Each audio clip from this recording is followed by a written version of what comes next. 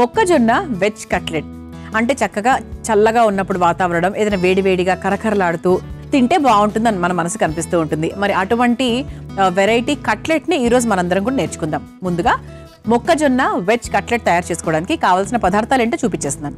మొక్కజొన్న veg cutlet తయారు చేసుకోవడానికి కావాల్సిన పదార్థాలు: మొక్కజొన్న గింజలు 1 కప్పు, కొర్రపిండి 1 కప్పు, సన్నగా తరిగిన క్యాప్సికం 1/2 కప్పు, కొత్తిమీర కొద్దిగా, పసుపు 1/2 టేబుల్ స్పూన్, కారం 2 టేబుల్ స్పూన్లు, ధనియాల పొడి 1 టేబుల్ స్పూన్, జీలకర్ర పొడి 1/2 టేబుల్ స్పూన్, ఉప్పు తగినంత, ఉడికించిన బంగాళదుంపలు 2, బ్రెడ్ పౌడర్ 1 కప్పు, మిరియాల పొడి 1/2 టేబుల్ స్పూన్, మొక్కజొన్న పిండి 1/2 కప్పు, నూనె 4 టేబుల్ స్పూన్లు.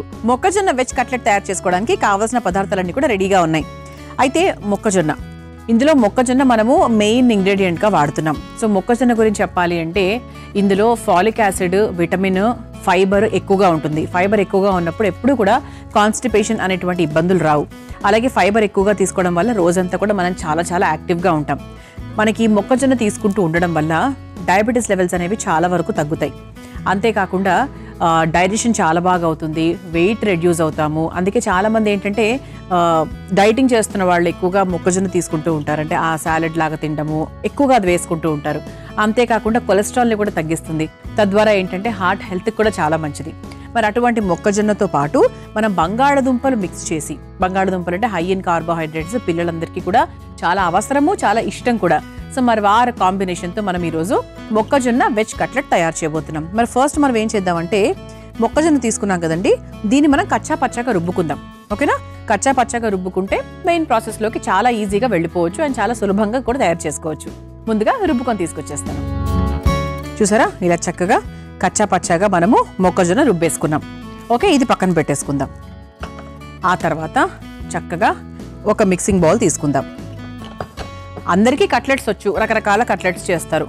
బంగాళదుంప అనేది ముఖ్యంగా ప్రతి కట్లెట్లో వేస్తారు, ఇంట్లో చేసినా బయట చేసినా ఎవరైనా, బికాస్ బైండింగ్ కోసం చాలా అవసరం అది. అంటే ఈ పిండి ఆ పిండి శనగపిండి అలా వేయకుండా మనము చక్కగా బంగాళదుంపలు వేసుకుంటే ఇంకా ఈజీగా బైండింగ్ లాగా వస్తుందన్నమాట. సో ముందుగా ఒక మిక్సింగ్ బౌల్ తీసేసుకొని మన ముఖ్యమైన పదార్థం ఏంటి, మొక్కజొన్న 1 కప్పు నిండా వేసేస్తున్నాను. ఆ తర్వాత అందులో ఇలా చక్కగా మ్యాష్ చేసిన బంగాళదుంపలు వేసేసుకుందాం. ఇలా చక్కగా ఒకసారి మనము మొక్కజొన్నను బంగాళదుంపను మిక్స్ చేసేసుకుందాం. ఇప్పుడు ఇందులో కావాల్సిన పిండ్లన్నీ కూడా వేసుకోవచ్చు. ముందుగా ఇందులో కొర్రపిండి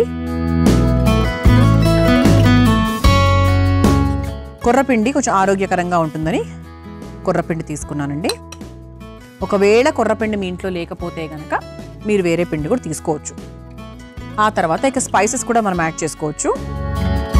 కొంచెం స్పైసీగా ఉండాలి అంటే కొంచెం ఎక్కువ కారం వేసుకోండి, మీడియం స్పైసీ కావాలంటే తక్కువ వేసుకోండి. కొంచెం మిరియాల పొడి, ఇక మన ఇంట్లో హ్యాపీగా అందరి ఇళ్లలో ఉండేటువంటి జీలకర్ర పొడి, ఆ తర్వాత కాస్త ధనియాల పొడి, దీనికి కావాల్సినంత ఉప్పు, ఆ తర్వాత చాలా సన్నగా కట్ చేసుకున్నటువంటి క్యాప్సికం ముక్కలు, ఆ తర్వాత కొంచెం పసుపు వేసేసుకున్నాం కదా. ఆ తర్వాత చివరిగా కాస్త కొత్తిమీర వేసేసుకుందాం.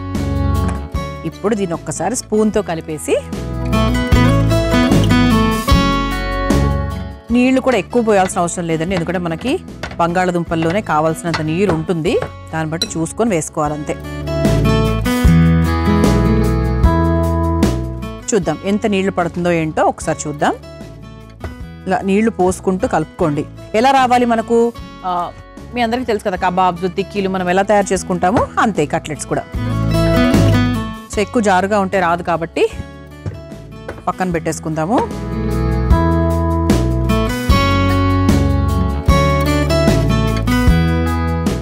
ఇలా చక్కగా కలిపేసుకున్నాము.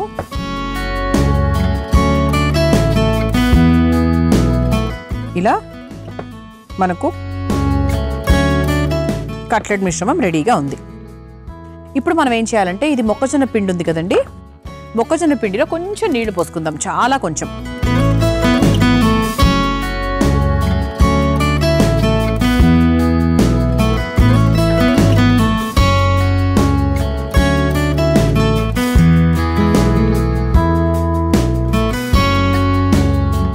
ఇలా ఒకసారి చక్కగా నీళ్లు పోసుకొని కలిపేసుకుంటే మనకి డిప్ చేసుకోవడానికి సులభంగా ఉంటుంది. మొక్కజొన్న మిశ్రమం రెడీగా ఉంది, మరోవైపు బ్రెడ్ పౌడర్ కూడా రెడీగా ఉంది. ఇప్పుడు మనం స్టవ్ వెలిగించేసుకుందాం. తవ్వ వేడైన తర్వాత చక్కగా కట్లెట్స్ వేసేసుకోవడమే, చాలా ఈజీ అండి. మీ పిల్లలు ఎప్పుడైనా ఆకలి అన్నారనుకోండి, కొర్రపిండి ఉంటే మహా మంచిది. కొర్రపిండి ఇలాంటివన్నీ కూడా మనం తెచ్చుకొని పెట్టుకోవాలి. అమృతం చూసే ప్రేక్షకులు అయితే 100% పెట్టుకోవాలి, ఎందుకంటే మనం చాలా వంటల్లో కొర్రపిండి వాడుతూ ఉంటాం కాబట్టి కొర్రపిండి అనేది ఎప్పుడూ కూడా మన ఇంట్లో ఉండాలి. కొర్రలు, కొర్రపిండి ఇవన్నీ ఉన్నప్పుడు చక్కనిటువంటి వంటకాలు చెప్పినప్పుడు చేయడానికి చాలా ఈజీగా ఉంటుందన్నమాట. ఇది వేడవుతూ ఉంటుంది. ఈలోపు ఏం చేయాలంటే చేతికి కాస్త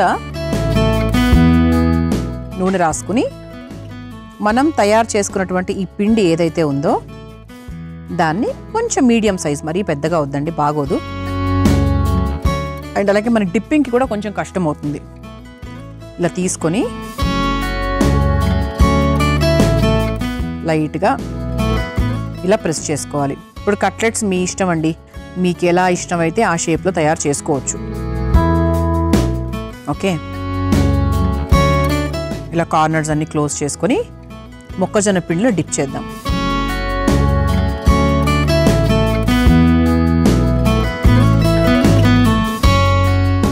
ఇలా డిప్ చేసి బ్రెడ్ క్రమ్స్లో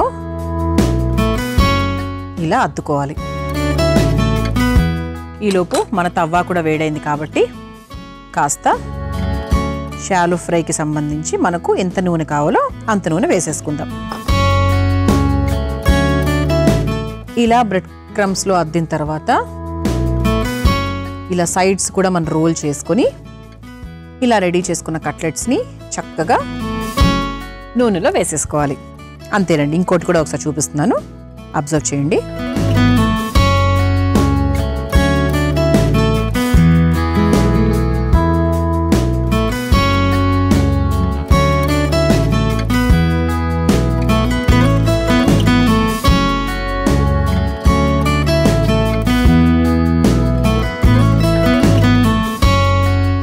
అంతే, నేను జస్ట్ ఒక 4 మాత్రమే తయారు చేస్తున్నాను.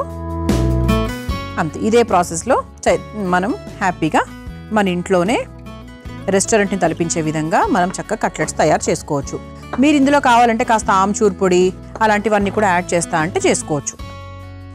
అంటే కొంచెం మనకు చాట్ మసాలా టేస్ట్ అది నచ్చితే కనుక మీరు అలా కూడా చేసుకోవచ్చు. Last one. అంటే మొక్కజొన్న పిండిలో అద్దె మనం వేస్తే ఏమవుతుందంటే మనకి మంచి బైండింగ్ వస్తుంది అనమాట. అంటే ఒక మంచి కోట్ లాగా వస్తుంది, బాగుంటుంది, కరకరలాడుతూ వస్తుంది, రుచికరంగా కూడా ఉంటుంది.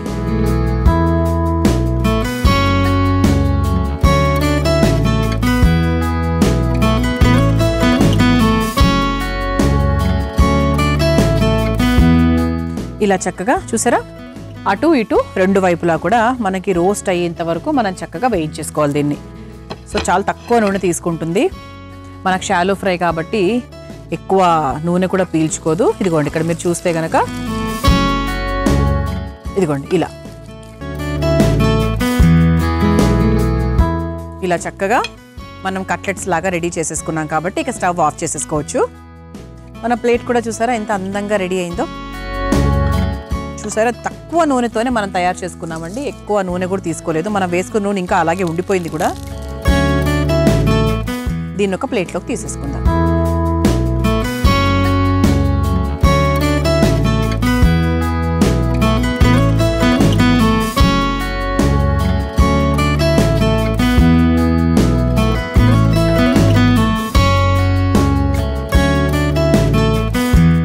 ఇలా చక్కగా వేడివేడిగా కరకరలాడే మొక్కజొన్న వెజ్ కట్లెట్ తయారైపోయింది. మీరు తయారు చేసుకోవాలనుకుంటే కావాల్సిన పదార్థాలు, తయారు చేసుకునే విధానం మరొకసారి చూసేయండి. మొక్కజొన్న వెజ్ కట్లెట్ తయారు చేసుకోవడానికి కావాల్సిన పదార్థాలు: మొక్కజొన్న గింజలు 1 కప్పు, కొర్రపిండి 1 కప్పు, సన్నగా తరిగిన క్యాప్సికం 1/2 కప్పు, కొత్తిమీర కొద్దిగా, పసుపు 1/2 టేబుల్ స్పూన్, కారం 2 టేబుల్ స్పూన్లు, ధనియాల పొడి 1 టేబుల్ స్పూన్, జీలకర్ర పొడి 1/2 టేబుల్ స్పూన్, ఉప్పు తగినంత, ఉడికించిన బంగాళదుంపలు 2, బ్రెడ్ పౌడర్ 1 కప్పు, మిరియాల పొడి 1/2 టేబుల్ స్పూన్, మొక్కజొన్న పిండి 1/2 కప్పు, నూనె 4 టేబుల్ స్పూన్లు. మొక్కజొన్న వెజ్ కట్లెట్ తయారు చేసుకునే విధానం. ముందుగా మొక్కజొన్న గింజల్ని కచ్చా పచ్చాగా రుబ్బుకొని ఒక మిక్సింగ్ బౌల్లోకి తీసుకోవాలి. అందులో ఉడికించుకొని పెట్టుకున్న బంగాళదుంప ముక్కలు వేసి మెదుపుకోవాలి.